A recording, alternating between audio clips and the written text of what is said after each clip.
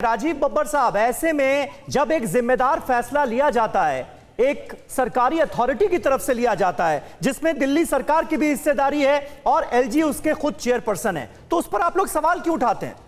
मेरा कहने का मतलब यह है कि अगर इस तरह के सवाल उठते हैं, राजनीति होती है, तो फिर जनता में एक तरह का कंफ्यूजन क्रिएट होता है ना कि करना क्या है। समीर भाई, हमने कभी भी जो कोरोना प्रोटोकॉल है उसको फॉलो ना करने के लिए कभी किसी को नहीं कहा है।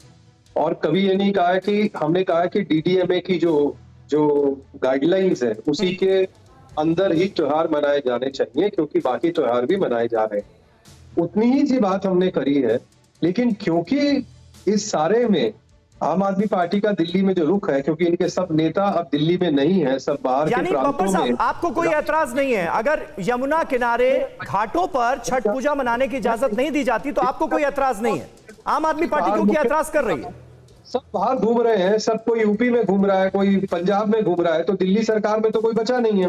तो इसलिए क्योंकि इन्होंने इसमें इन्वॉल्वमेंट के साथ में पूरी चर्चा नहीं करी, इसलिए एक ऐसा माहौल बनाया गया जानबूझ के जो बिल्कुल धर्म विरोधी दिखता है। हमने नहीं कहा है कि छठ पूजा का मतलब यह है कि मास्क उतार दीजिए, छठ पूजा का मतलब है कि प्रोटोकॉल छोड़ दीजिए, कभी नहीं ऐसा कहा। प्रोटोकॉल के साथ जैसे दुशहरा मनाया गया है, जैसे बाकी त्योहार मनाए गए हैं, जैसे नवरात्रे मनाए गए हैं, वैसे ही छठ मनाया जाएगा। डॉक्टर अंशुमान आपकी बात से वो इनकार कर रहे हैं, वो उनको शायद एतराज है, मैं उनके पास जाऊंगा। लेकिन राजीव जी, एक छोटा सवाल मैं आपसे पूछ लेता हूं। त्योहारों को लेकर जब यहां पर हम देख रहे हैं कोरोना केसेस लगातार बढ़ रहे हैं, ये प्रशासन जब बनता है कि देखिए ये हिंदू विरोधी हैं या ऐसा है वैसा है, तो आपको नहीं लगता कि जनता को एक तरीके से प्रोवोक भी किया जाता है, उसे लगता है और वो बढ़ चढ़ कर निकलती है अलग अलग चीजों को लेकर, क्योंकि एक मैसेज स्लाइटली इनडायरेक्टली शायद, लेकिन ये हो रहा है सर। देखिए, ये क्योंकि इनकी इस तरीके की आदत से हो रहा है। हमने तो सभी छठ समितियों को बुलाकर उनसे चर्चा कर कि किस तरीके से हम धार्मिक आयोजन भी करें और किस तरीके से जिम्मेवार नागरिक भी रहे, उस पर लंबा बैठक करके, मनोज तिवारी भी उसमें थे, हमारे सब नेता भी थे और सभी छठ समितियों के लोग थे। तो हमने कभी ऐसा नहीं कहा है कि आप कोरोना प्रोटोकॉल को फेंक दीजिए। ठीक है, और धर्म। ठीक है, एक मिनट राजीव बब्बर साहब, लेकिन संजीव झा, अभी जिम्मेदारी का जिक्र हुआ, तो जिम्मेदारी तो आपके बयानों में भी नजर नहीं है। आपने ये कहा कि डीडीएमए का फैसला चाहे जो हो, लेकिन लोग तैयारी कर चुके हैं, लोग तो निकलेंगे, यमुना के घाटों पर पूजा होगी। ये कोई जिम्मेदारी भरा बयान तो था नहीं। क्या मैसेज दे रहे हैं आप?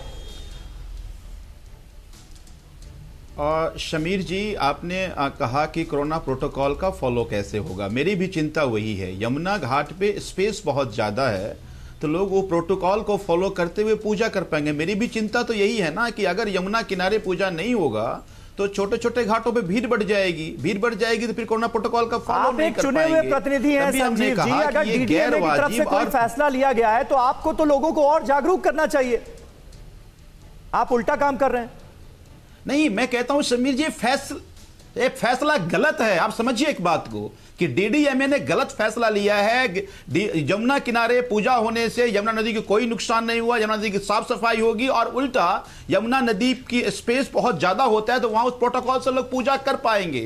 तभी हमने कहा कि डीडीएमए का फैसला ये गलत है, एलजी साहब को रिव्यू करना चाहिए। अब एक बात बताइए, हालांकि मुझे पता चला मनोज तिवारी जी यार, मैं उनसे सवाल पूछता, राजीव बब्बर जी पूर्वांचल से नहीं आते हैं, वो नहीं समझ पाएंगे छठ पूजा की महिमा क्या है और छठ पूजा किस तरह से मनाया जाता है। एक बात ये कहते, एक तो पार्लियामेंट में बिल ले आकर ये कहते हैं कि सरकार का मतलब एलजी है, दूसरी तरफ जब जो काम एलजी को करना है वो उसके लिए चिट्ठी लिखते हैं अरविंद केजरीवाल दिल्ली के सीएम को।